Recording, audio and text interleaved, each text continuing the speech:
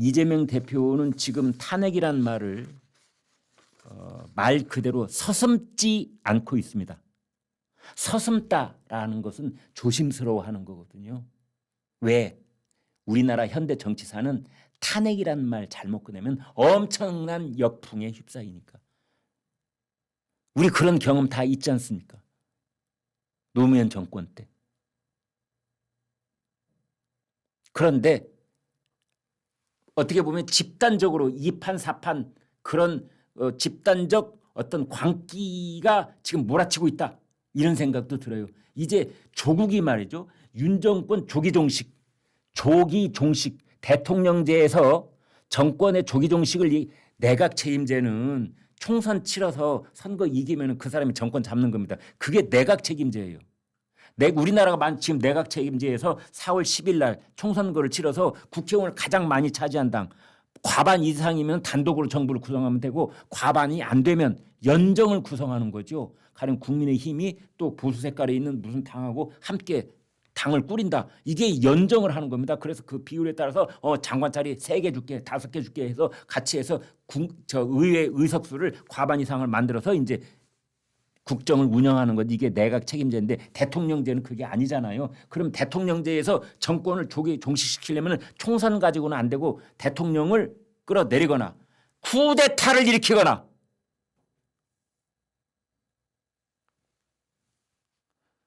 개헌을 하거나. 조국이 옛날에는 개헌 얘기 많이 했어요. 뭐 개헌을 어떻게 해가지고 자기네들이 개헌을 할 수 있는 의석을 다 만들어낸 다음에 개헌을 해서 거기다 부칙에다가 뭐 대통령 임기를 어떻게 줄인다. 근데 연구해 보니까 그게 안 되겠거든요. 그거는 우리나라 헌법이 딱 못 받고 있습니다. 개헌을 할 때 그때 현직인 대통령에게는 해당되지 않는다.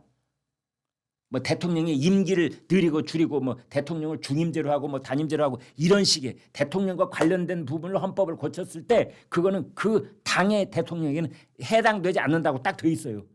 개헌하려면 이제 그 부분까지도 뜯어 고쳐야 되는데 그러려면은 이제 조국도 머리를 좀 굴렸겠죠. 조국이 헌법학자입니다, 여러분. 예, 법률 중에서도. 그러니까 본인도 이제 이 무리다 생각을 했는지 그 개헌을 해가지고 조기 종식하겠다는 얘기는 쑥 집어넣더라고요. 저 테이블 밑에 넣어놓고 나머지 갖고 하는 겁니다. 쿠데타 이건 아니고 또 이제 이건 잘못했다고 더 큰일 나니까 그 탄핵 얘기를 하는 겁니다. 조기 종식 탄핵. 이재명은 그 전까지도 이제 조심스러워했어요. 야, 그 탄핵은 아니잖아. 이제 선을 그었고 왔었거든요. 조국 너 그러다가 큰 코 다친다. 속마음으로 그렇겠죠. 근데 이게 웬일이람? 탄핵 얘기했던 조국이 오히려 막 점수를 따고 있는 겁니다. 자기네 강성 지지층들한테. 상대적으로 이재명의 발언은 뜨뜻미지근해지는 거고 그다음에 조국의 발언은 선명해지는 겁니다. 일시적인 효과라고 저는 보는데요. 그럼에 따라서 요즘 조국 뭐 사람이 엄청나게 많이 몰려온답니다. 잘하면 교섭단체? 이런 얘기가 나올 만큼 지금으로서는 오늘 중앙일보 보니까 10석에서 14석 최대 14석 아니면 한 10석 뭐 이 정도가 되지 않을까라는 정치 전문가들의 분석이 4사람 분석이 있기는 있던데요. 다들 비슷하더라고요. 이재명이 지금 그런 상황에 있습니다. 이제는 내가 조국보다 뜨뜻미지근하면 안 되겠구나. 그래서 탄핵 얘기를 하는 겁니다. 권좌에서 내쫓지 않았느냐. 끌어내리지 않았느냐. 박근혜 전 대통령. 왜 대구에 가만히 있는 정치적 목소리 거의 내지 않고 그냥 조용히 있는 박근혜 전 대통령이 자꾸만 거론하는 겁니까? 이재명 씨. 마이크만 잡으면 뭐 우리가 촛불 하나로 뭐 끌어내리지 않았습니까? 박근혜 전 대통령을 뭐 이제 박근혜 정권 어쩌고 그러고 있습니다. 이제 대통령 탄핵이 가능한 의석수 200석이 있어야 되거든요. 그래서 뭐 민주당도 뭐 몇 석 그다음에 이제 거기 함께 나중에 할 수 있는 당들이 있지 않습니까? 범진보라고 이른바 얘기하는 조국 혁신당까지 포함해서 그러고 있습니다. 인천에서 뭐 인천 어디 정서진 중앙시장에 갔다던가 지금 그렇게 되어 있네요. 거기에 가서 인천에서 14석을 얻으면 200석을 당선시킬 수 있다. 거기에 함께 동행했던 뭐 김교흥 의원, 뭐 정일영 의원들이 그런 말을 했답니다. 200석. 지금 이제 수도권 서울까지 포함해서 122석이지요. 그래서 원래 지난번에는 인천이 13석이었는데 한 석이 들어서 지금 인천이 14석입니다. 서울은 한 석이 줄어서 48석, 경기도는 한 석이 늘어서 59석이었는데 이번에는 60석. 아무튼 다 합해서 이제 122석인데 여러분 보시기에 여기서 여당이 몇 석이나 얻을 것 같습니까? 국민의힘이 절체절명의 어떤 승부의 갈림길이 여기에 있습니다. 사실은 TK 지역이나 이제 영남권도 물론 중요하고 호남권에서도 국민의힘이 어느 정도 기대하는 바가 없지 않아 있고 특히 이제 호남권에서는 저게 중요합니다. 그 국민의 미래, 비례정당 지지율이 호남에서도 어느 정도 나와주면 좋죠. 국민의힘 입장에서는 그래서 국민의 미래라는 비례정당 지지율이 나와야 되는 그런 측면이 있는 겁니다. 그러니까 지역구 당선에 대해서는 뭐 이제 뭐 두세 석 뭐 이렇게 된다고 하더라도 기대치가 말이죠. 하나도 안 될 가능성도 있습니다. 정확하게 말하면. 그러나 어찌 됐든 저찌 됐든 이제 그런 상황 속에 있기 때문에 사실은 이제 뭐 좀 복잡하죠. 셈법이. 아무튼 이제 직접 그 탄핵 얘기를 하고 있는데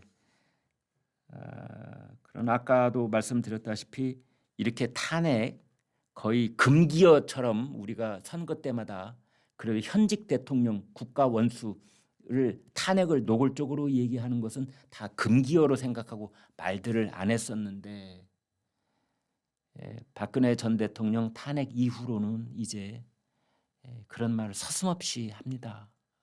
그러나 그것이 중도층의 마음을 얻어낼 수 있을지는 전혀 다른 얘기다. 이렇게 보시면 되겠습니다. 양식 있고 합리적인 판단을 하시는 중도층 대부분 목소리를 잘 내지 않고 조용하신 분들이 많이 있다고 가정할 때 그분들이 표현을 하지는 않지만 다 보고 있다. 그리고 다 듣고 있다. 저는 그렇게 생각을 합니다.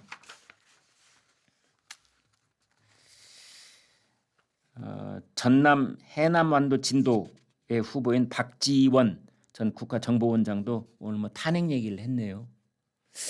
그 이분은 조국 혁신당의 뭐 명예당원으로 간다고 뭐 그렇게 농담했다가 더불어민주당에서 아주 그냥 혼쭐이 났죠. 막 경고장 보내고 그러니까 그거를 반가이 하려고 일본 말로 말이죠. 만회하려고 이제 200석 탄핵 이런 이야기로 거들고 나선 것이 아닌가 저는 이런 생각이 들 정도인데 어찌 됐든 일부 언론에서 민주당이 200석 하려고 한다, 오만한다 라는 말 하는데 그게 아니다. 민주당이 제1당 과반을 차지하고 그 위에 진보 민주 개혁 세력들이 합해서 200석이 된다고 하면 대한민국을 살릴 수 있다. 제가 탄핵을 하자라고 하는 것은 아니다. 그렇지만 그런 방법을 갖추고 있어야 된다. 이런 식으로 이야기를 했습니다. 오늘 조선일보 그 논설 주간 김창균 칼럼을 보니까 이재명의 민주당 후유증이 10년은 간다. 이런 칼럼을 썼더라고요. 이 칼럼의 요체는 뭐냐면은 총선이 끝난 이후에 대한민국 국회를 우리나라 국정 운영을 민주당의 상황을 미리 좀 내다보면서 걱정하는 겁니다. 올 8월 이재명 대표의 2년 임기가 끝나면서 치러질 전당대회에서 새 당대표는 이재명 혹은 이재명의 아바타가 당선될 확률이 100%다. 마찬가지로 이후로 2027년 차기 대선의 민주당 후보도 사실상 이재명 대표로 굳어졌다. 이재명의 민주당이 남길 후과는 이재명 이후로까지 이어질 것이다. 이런 얘기입니다. 유시민 씨가 말이죠. 갈수록 말이 거칠어지고 있습니다. 유시민 씨는 한때 옳은 말도 싸가지 없이 한다. 그런 말의 대명사처럼 불렸던 인물이죠. 그런 이제 습관적 어떤 막말 또는 강한 말, 센 말 이런 걸로 억으로 관심을 끄는 것이 몸에 밴 것인지는 모르지만 윤석열 대통령을 미친 X라고 했다는 겁니다. 멍게라고도 하고요. 그다음에 한동훈 비대위원장을 안 맞아서 그래 라고 했다는 거 아닙니까? 오늘 문화일보 우리 정통 보수지로 분류할 수 있는 문화일보입니다. 예, 문화일보 이렇게 나왔습니다. 유시민, 윤겨냥 미친 X. 저 X가 뭘까요? 네, 동물 이름 한 글자 들어갈 수도 있고 또 놈 뭐 이런 걸 수도 있는데 한동훈한테는 안 맞아서 그래 이랬다는 거죠. 유튜브에서 그랬답니다.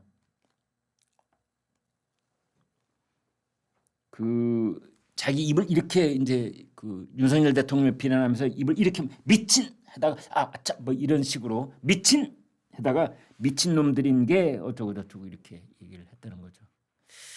그다음에 이제 한때 그 윤 대통령 한 위원장 뭐 갈등 국면 이런 얘기를 이제 이어가면서 안 맞아서 그래 지난번에도 대들다가 뭐 이런 말을 했다는 겁니다.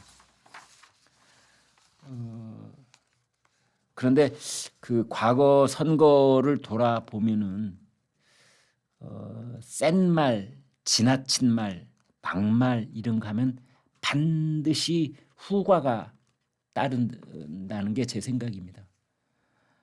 일단 이렇게 아무 말 대잔치 벌이듯 해가지고 뭐 거의 상스러운 소리를 막 늘어놓으면은 일단 자기네들 지지자들끼리는 조롱하고 박수치고 웃고 그럴는지는 몰라도 말 없는 다수의 유권자들 국민께서는 다 듣고 판단하시더라고요. 그게 제가 우리나라 민주주의에 대한 믿음입니다.